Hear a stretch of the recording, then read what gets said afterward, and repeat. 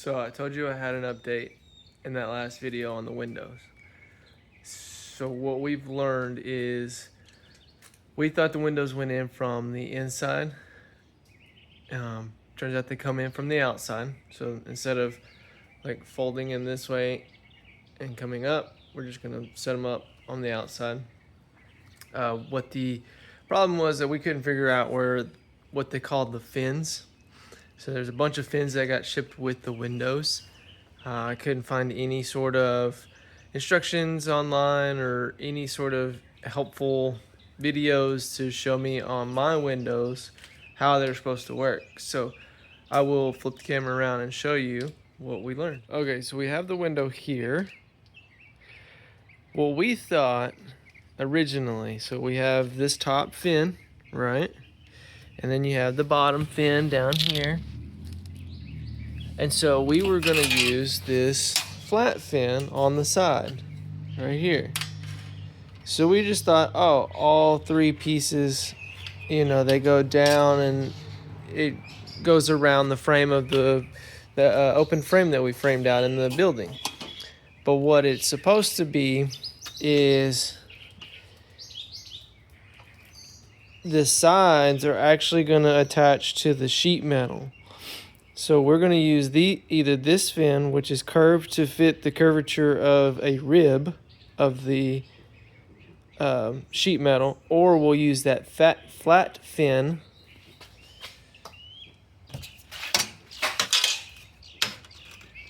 this flat fin in case we don't hit a rib.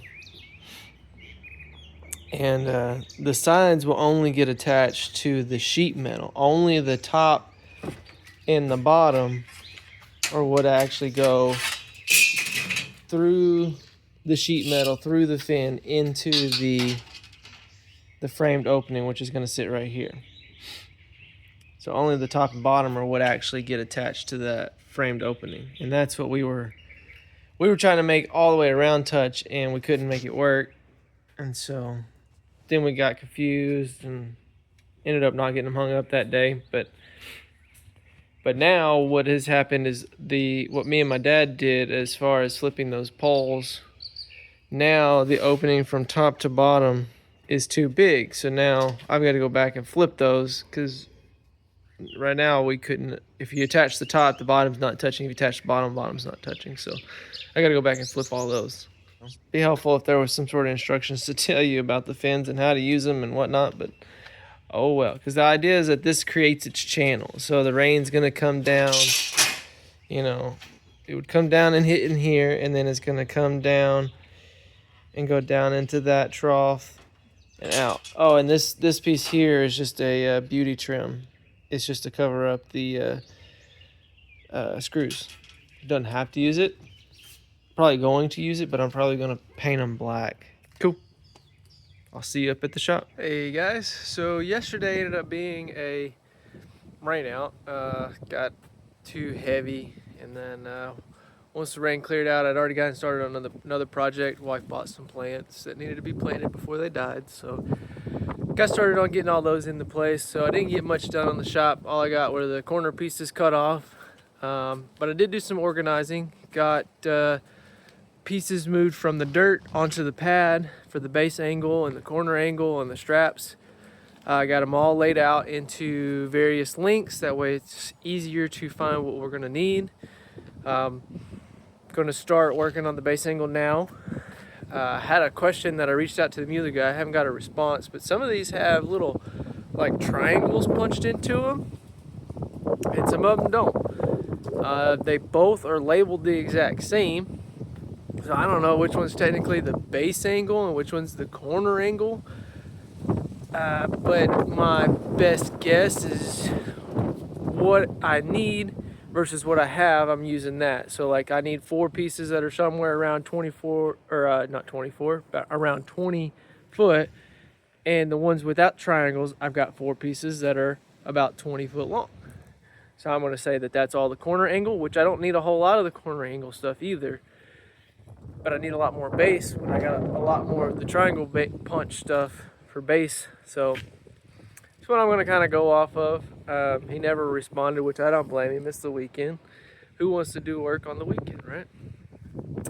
So we're gonna start with that, and I'm gonna basically cut and get everything where I need it, and then I will give you a time lapse of me going around the whole building and actually getting it installed. But I'm not gonna waste your time giving you a time lapse of me measuring, going back, double checking, measuring again, forgetting the number, checking it again, you know, all that process. So I will get all of them cut, set out in place. But you can see here behind me, I've got them all laid out. This is all the straps and the bracings, and then here are the angles. So we will see. All right, and we're done. We have got them all cut in place. So now I've got to go around. I'm going to pre-drill the holes, and then set them up, and then drill the holes in the concrete. That way I don't mess up. But I'll show you. I'll give you a quick walk around and show you all of the pieces where they lie. Here they are, just kind of sitting in place. Come all the way down. Oh, it's all muddy over here. We'll get back on the down, around. Pieces down there. All the way down. Comes down. There. Here. I even had some left over. I didn't use all of it that they sent. So that's a good thing, I guess. I don't know. I'm sure they send extra. But that's it. Got it all in place. This is gonna be the tricky one right here. This guy, because I've got the water line in place, it barely fits right here where the water line is. So I think I'm gonna have to go, because the water line was moved. So the water line used to sit somewhere like right here. So there's all water line underneath there. So I've got to put this one in place at like basically the corner, basically this corner here, and maybe this corner here, and that should be like a safe spot. I may only do this, just this one, because I know for sure that's a safe spot, but one is probably good enough to hold it, because it's also going to have a corner piece that comes down it's going to encapsulate those two that goes upward. So the one little rivet is probably going to be enough. It just needs to kind of hold it in place, keep it straight up. But we're done. So now I gotta go get me a 1/4 inch drill bit and start drilling the holes, pre-drilling the holes for it.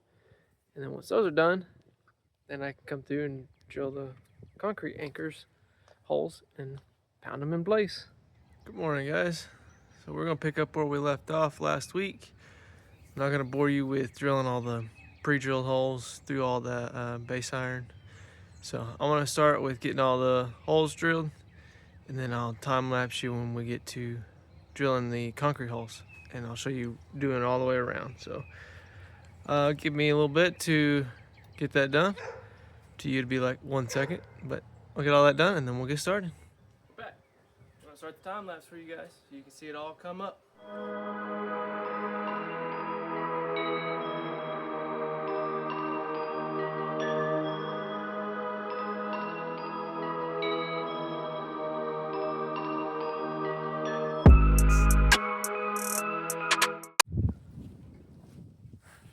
Alright, so I'm going to pause real quick on the time lapse. I'm going to show you something real quick.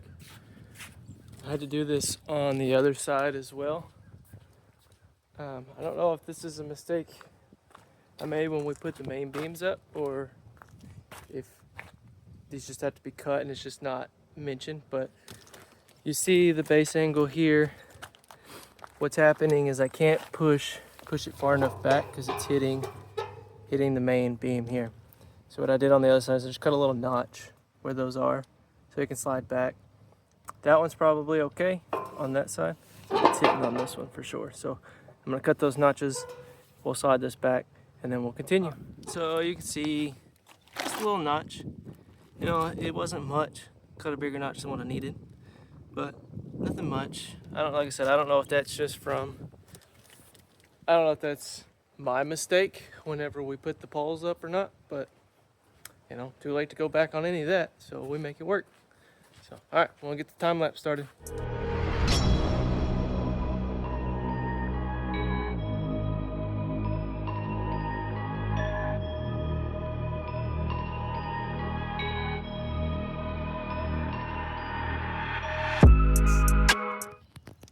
All right, so I missed this one. I need to notch this right here because it's keeping me from sitting flat on the concrete here. So I'm gonna pause the time lapse again. We'll make our little notch here in the corner and then we'll get back to it. It's coming along. Just in case you were wondering, this is what we're using. Here's what they sent, a little rivet, 1/4-inch rivet. So. Daddy! Daddy, Daddy, Say hello. hi, Daddy. Daddy. What? Daddy. Guess what happened? A thorn got on me. Oh man.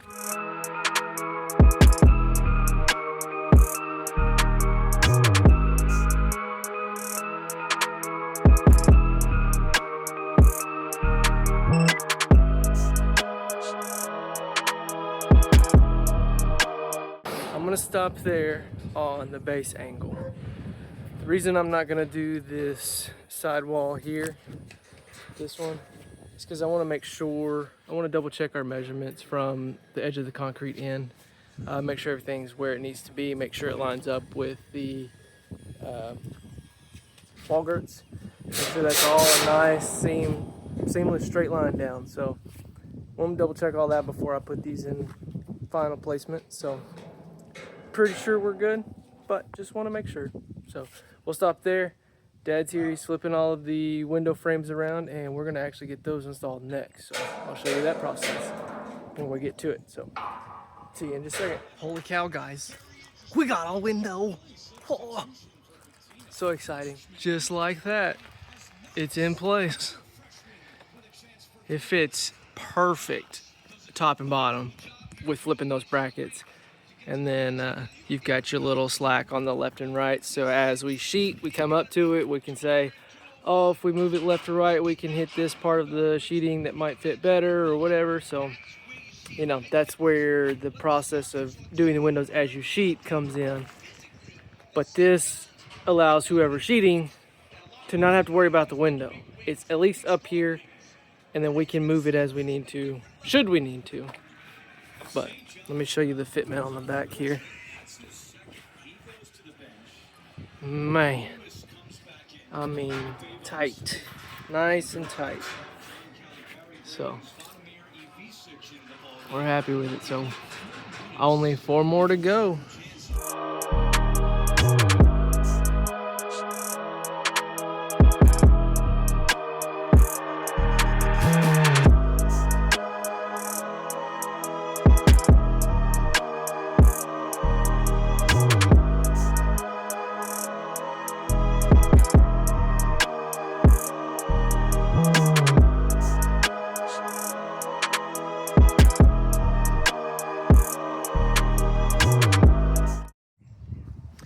And just like that, we have windows. How about that? Bam, bam, bam. Mustard. Got them all up. They all have about a, I don't know, inch, 1/16 or so gap between the sides. So they sit level in their holes, squared up. We went ahead and finalized the door. So we got the anchor bolts in that. She closed. I had to drill me a new hole so we could get 2 bolts because I can't get the hammer drill back there because this is in the way. Probably could have moved the door so we could get it in a better spot, but if I would have moved it, then we wouldn't have been with that one. So I mean, right now, these 2 doors are basically, I think there's like maybe a small difference, but they're basically straight apart from each other. It's kind of what I was shooting for.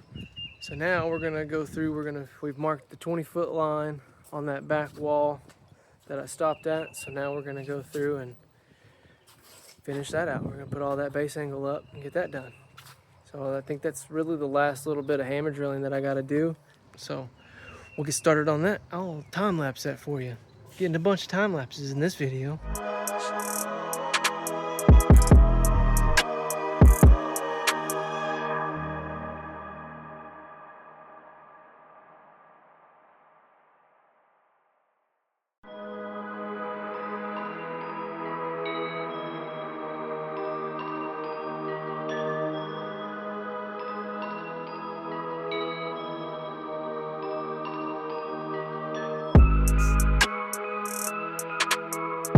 Alright, so that's going to be it for today. We've got all the base angle up, the windows up, the doors finalized. So, good day. Got a lot of stuff accomplished, or feel accomplished, I should say. So, I was a little short on our pins, so we got them all drilled. I'll just have to go to Lowe's and grab some more pins, but all in all, not a bad day. Well, aren't you guys lucky? I only thought I wasn't going to get today to work. They told me it was going to rain. I'll get a late start today because of that, but hey, we'll get some stuff knocked out. So there's a problem I found a couple weeks ago. I'll post a picture so you can see. The eave purlin is not where it needs to be. You know, roll with the punches here. So I'm going to start working on some of that today. We're going to start moving these beams. They're anywhere between a 1/2 inch to an inch off. Too far in, they need to be pushed out. So I'm gonna get started on working on that. What the problem lies is that the sheeting wouldn't match right. So as the sheeting went up the wall where it would need to attach to the eave purlin, if this is the sheeting, it would have to come up and then it would fold in. That 1/2 inch to inch difference. So gotta get that fixed. You'll be able to see that. You know, it's not like you're talking about an 1/8 inch or a 1/4 inch or a 1/16. You're talking a 1/2 inch to an inch. That's a lot. So that's something you would see inside or as the sheet metal went up. So we'll get that fixed, get them moved.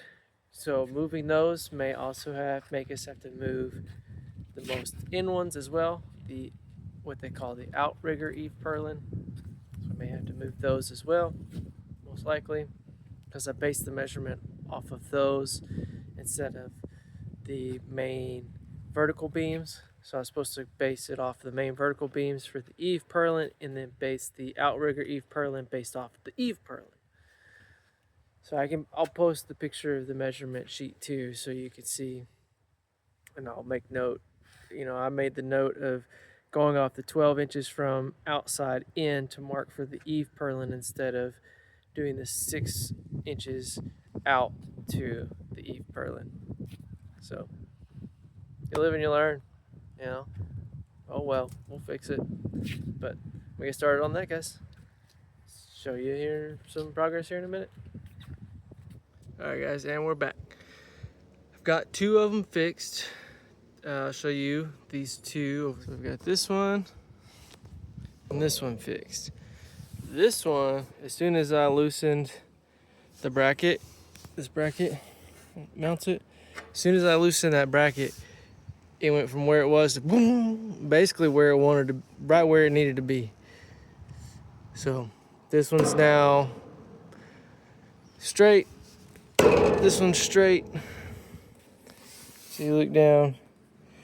What I was seeing was this right here. This piece was further out. Now you stick a level on it, and pew, nice and straight all the way down. I even took a plumb bob, wrapped it around this beam and hung it down, and it's nice and straight all the way to that first wall girt down there.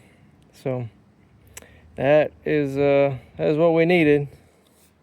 Now, I will say I marked 6 inches on this focus. I marked 6 inches here, but even at 6 inches, it still wasn't where it needed to be to line up straight. So I just went with my gut to make this a nice smooth transition, because that's, you know, this is where the wall's gonna hit. So I figured you would want the wall panel to be as straight as possible. So we're gonna go with that versus actually making it 6 inches exactly.